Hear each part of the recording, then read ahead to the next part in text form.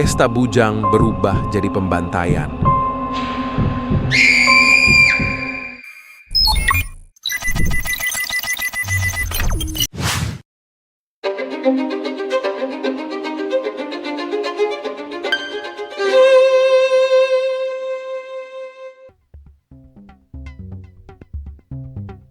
Seharusnya ini malam terakhir bersenang-senang sebelum menikah, tapi malah jadi malam terakhir dalam hidup. Bukan karena kecelakaan, tapi karena ada yang datang untuk mengambil nyawa mereka satu persatu. Semua berawal saat sekelompok teman laki-laki pergi ke sebuah kabin tua di tengah hutan untuk merayakan pesta bujang. Lokasinya terpencil, nggak ada sinyal, dan butuh waktu berjam-jam buat sampai ke sana. Tapi mereka tetap semangat. Mereka pikir ini cuma akan jadi akhir pekan penuh minuman, candaan, dan nostalgia masa muda. Tapi sejak mereka masuk ke dalam kabin itu, suasananya nggak pernah terasa normal. Dindingnya seperti berbisik. Bayangan di lorong kadang terlihat bergerak sendiri. Tapi mereka mengabaikan semuanya karena pikirannya sudah dipenuhi alkohol dan tawa.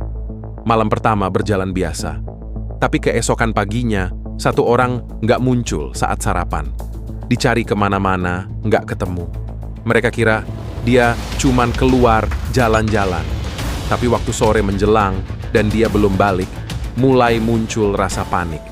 Lebih parah lagi, mobil mereka tiba-tiba nggak bisa nyala. Seperti ada yang sengaja memutus semua cara buat pergi dari tempat itu. Malam berikutnya jauh lebih buruk. Mereka melihat sendiri sosok tinggi berjubah hitam. Wajahnya nggak kelihatan, cuman sabit panjang yang ia seret di lantai. Salah satu dari mereka ditarik ke dalam kegelapan dan jeritannya berhenti seketika. Sejak saat itu mereka sadar, ini bukan manusia.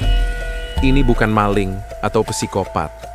Ini sesuatu yang nggak seharusnya ada di dunia nyata. Mereka coba bertahan. Nyalain lilin, jagain satu sama lain, coba cari akal buat kabur. Tapi tempat itu seperti memutar waktu dan ruang. Setiap kali mereka keluar pintu, mereka malah balik lagi ke dalam rumah dari arah yang berbeda. Seperti nggak ada jalan keluar. Di tengah kekacauan itu, satu orang akhirnya ngaku. Dia yang ngatur lokasi pesta ini. Dia juga yang pernah ikut dalam ritual pemanggilan entitas kuno beberapa tahun lalu. Saat itu, dia pikir ritualnya gagal. Tapi ternyata, sekarang efeknya baru muncul. Soul Reaper yang dipanggilnya bangkit dan menagih korban. Satu persatu dari mereka mati malam demi malam. Gak ada yang bisa kabur. Gak ada yang bisa diselamatkan.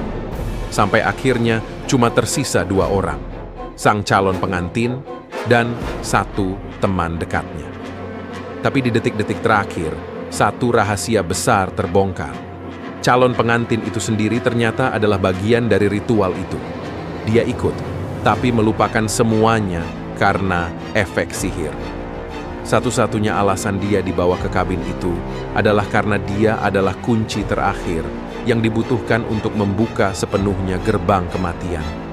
Saat akhirnya dia sadar, semuanya sudah terlambat. Sosok itu datang lagi, dan kali ini tidak ada yang tersisa.